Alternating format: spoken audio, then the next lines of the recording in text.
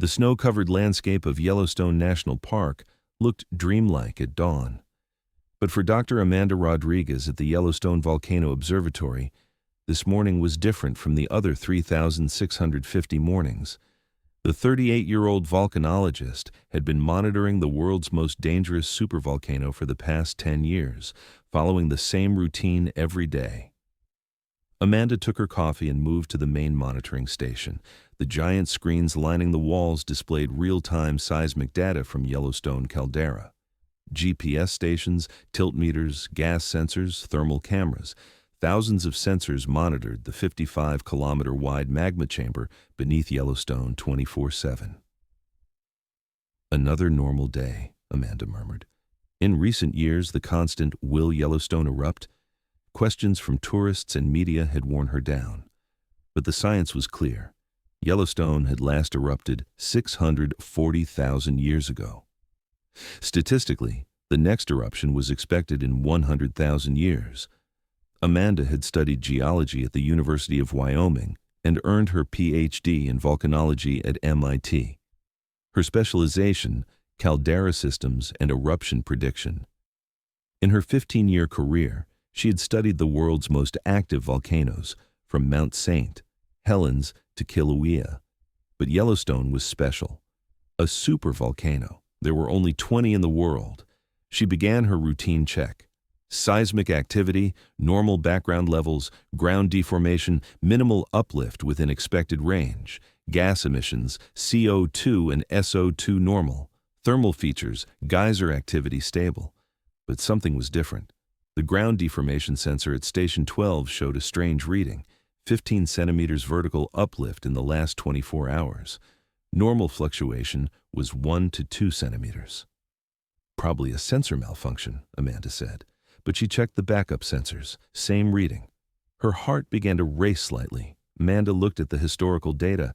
In the past 10 years, Yellowstone caldera had shown a maximum of 8 centimeters uplift. 15 centimeters was unprecedented.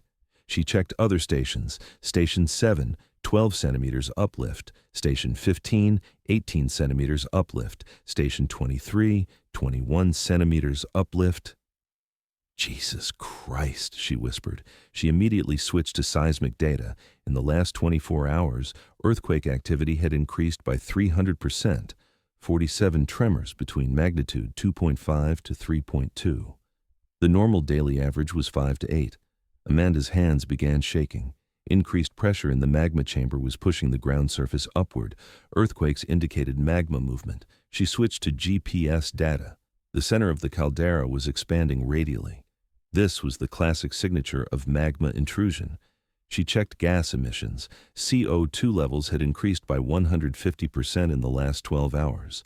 There was an SO2 spike. This indicated magma degassing. She opened thermal satellite imagery. Temperature anomalies at underwater vents in Yellowstone Lake. Surface temperature had increased by 2 to 3 degrees. Amanda conducted a comprehensive analysis. All data points indicated the same direction. Significant activity in the magma chamber. But did this mean immediate eruption? She opened computer modeling software. Vulcan 3.0, USGS's most advanced eruption prediction tool. She input all real-time data.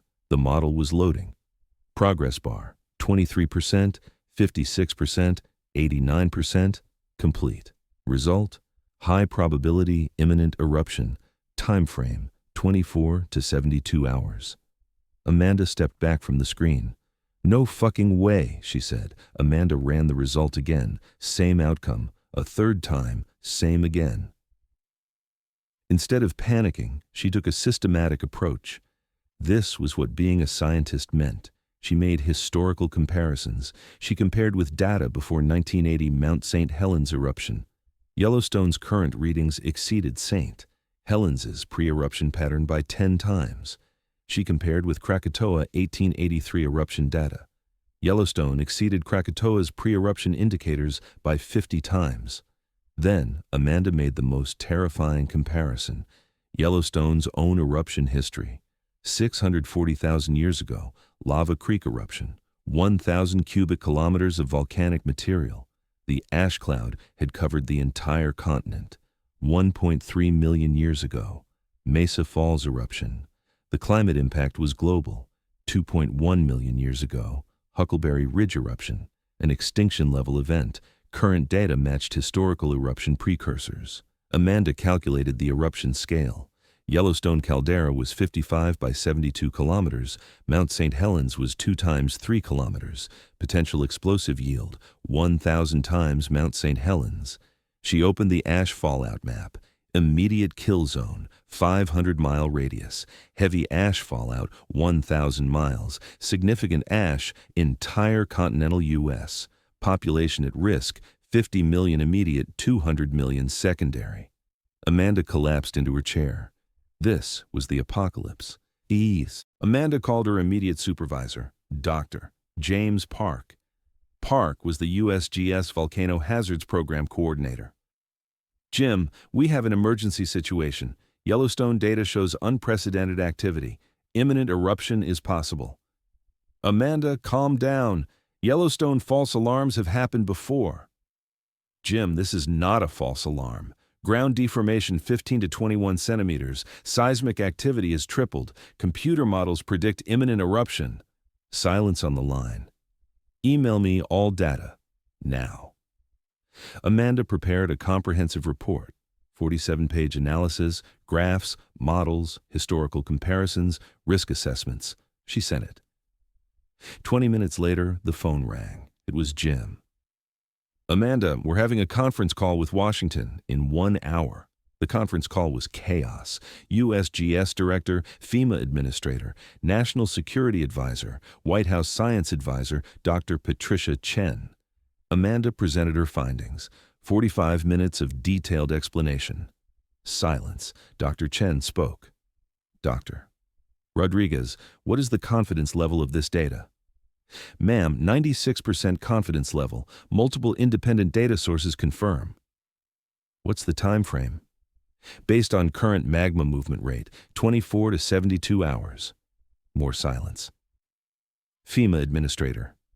What would evacuation require? Sir, 500-mile radius evacuation, 50 million people, plus economic shutdown for ash fallout zones. National Security Advisor. Economic impact. Sir, immediate economic collapse, stock market crash, supply chain disruption, global climate impact. Long silence. Dr. Chen. Dr. Rodriguez, this information is now classified. National security. You will not share this data with anyone. Amanda was shocked. Ma'am, people need to be warned. Dr. Rodriguez, mass panic will kill more people than the eruption. Economic collapse will destabilize global markets. We need time to prepare a coordinated response. Ma'am, there's no time for coordinated response. 48 hours maximum.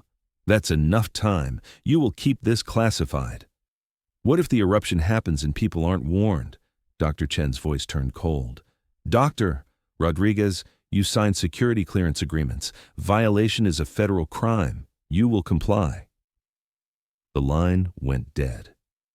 Amanda stared at the phone. 50 million people would die without warning. That night, Amanda couldn't sleep. On her laptop at home, she monitored seismic data in real time. Activity continued to increase. Ground deformation, 23 centimeters. Earthquake frequency, 400% increase. Gas emissions, critical levels. Model prediction, 36 hours maximum. Amanda considered her options. Option 1, comply with government orders. Risk, 50 million unprepared deaths. Option 2, leak the data. Risk, federal prosecution, career over, but 50 million warned. Option 3, selective warning. Family, friends. Risk, partial save, moral compromise. Amanda ran evacuation simulations on her computer. Evacuating 50 million people from a 500-mile radius would take a minimum of 72 hours, but only 36 hours remained. Was partial evacuation possible? Major cities, Denver, Salt Lake City, Billings, Bozeman, 5 million immediate evacuation possible in 48 hours. But without government authorization, who would listen? Amanda imagined the worst-case scenario. Eruption happens, no warning. Ash cloud covers Denver in 6 hours. Respiratory failure, building collapse, transportation shut down. Death toll, millions. Alternative, warning given, panic but some evacuation. Chaos but some lives saved. Amanda made her moral choice. The next morning, Amanda arrived early at the office. Seismic data was worse. Ground deformation 28 centimeters, earthquake frequency at peak, model update 24 hours maximum. Amanda opened an encrypted email account, Proton Mail, untraceable. She wrote a message, urgent volcanic emergency alert, Yellowstone supervolcano eruption imminent within 24 hours, ground deformation at critical levels, magma chamber pressurizing, 50 million people in immediate danger zone, government suppressing warning, evacuate 500-mile radius immediately. This is not a drill. Yellowstone Volcano Observatory staff. Recipients: CNN, BBC, NBC, ABC, Fox News, Associated Press, Reuters, The Washington Post, The New York Times. Before pressing send, she stopped. Once sent, there would be no taking it back, career over, federal prosecution, but 50 million lives. The phone rang. It was Dr. Chen. Dr. Rodriguez current status report. Activity increasing, model predictions shortening time frame. How much time? 24 hours maximum. We're implementing controlled disclosure. FEMA is preparing staged evacuation. Your role, monitor data, report changes immediately, no external communication. Dr. Chen, full evacuation is impossible in 24 hours. We're aware, but panic prevention is critical. Economic stability is priority. Amanda realized the government was more afraid of economic collapse than volcanic eruption. The call ended. Amanda moved her mouse over the send button. She pressed it. 30 minutes later, Amanda's phone exploded with calls from journalists, news producers, government officials. 1 hour later, the FBI was in Amanda's office. Doctor, Amanda Rodriguez, you're under arrest for violation of national security protocols. I saved lives. You created mass panic. News networks broadcast the story everywhere. Yellowstone supervolcano imminent eruption. The stock market dropped 15% in 2 hours. Highways out of Denver were traffic jammed, but people were evacuating.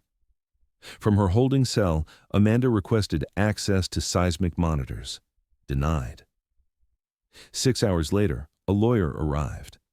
Amanda, federal charges are serious. National security violation carries 20 years in prison. What's the current volcanic status? Increasing activity. The government issued a limited evacuation advisory, 100-mile radius. 100 miles. Not enough. The kill zone was 500 miles. Amanda requested a phone call right. She called one of the news producers.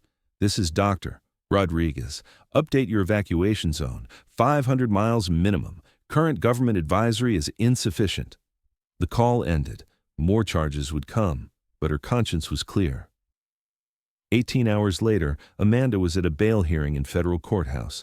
The judge declared Amanda a national security risk. Bail denied. But her lawyer brought her the latest seismic data.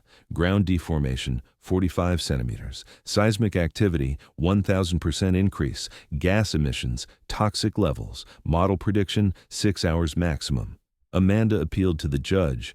Your Honor, the eruption is in 6 hours. People are still in the danger zone. I need to issue a final warning. Dr. Rodriguez, you're in contempt of court. Your Honor, I'm trying to save lives. The judge silenced Amanda. 3 hours later, Amanda felt an earthquake in her jail cell.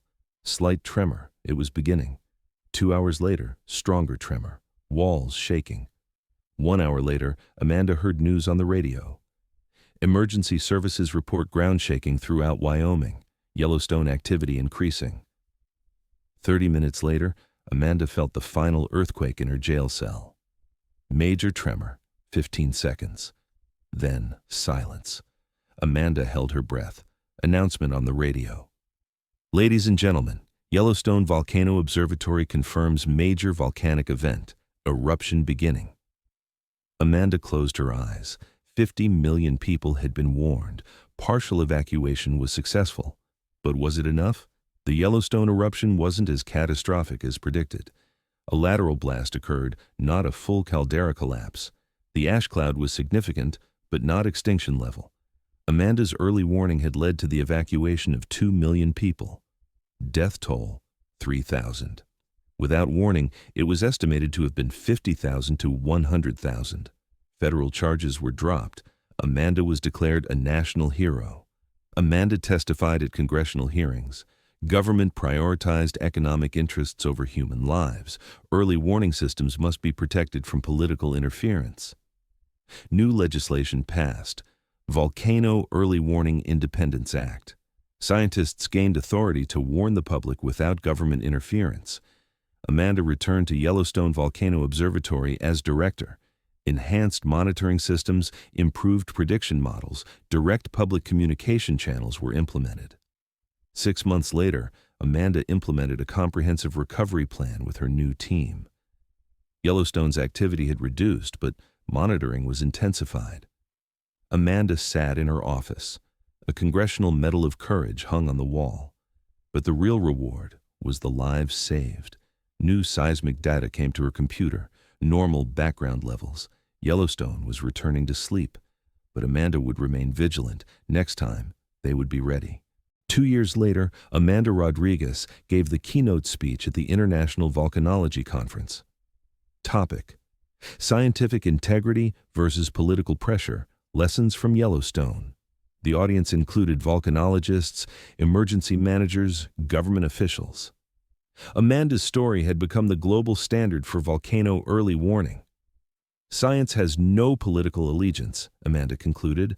Our loyalty is to truth, and truth serves humanity. Standing ovation. After the conference, a young graduate student approached Amanda. Dr. Rodriguez, how did you find the courage to defy the government? Amanda smiled. I didn't defy the government. I served science, and science serves people. The student looked thoughtful.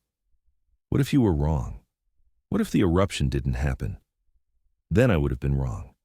But 50 million people would have been alive to tell me so. That evening, Amanda returned home. Her husband and 8-year-old daughter had prepared dinner.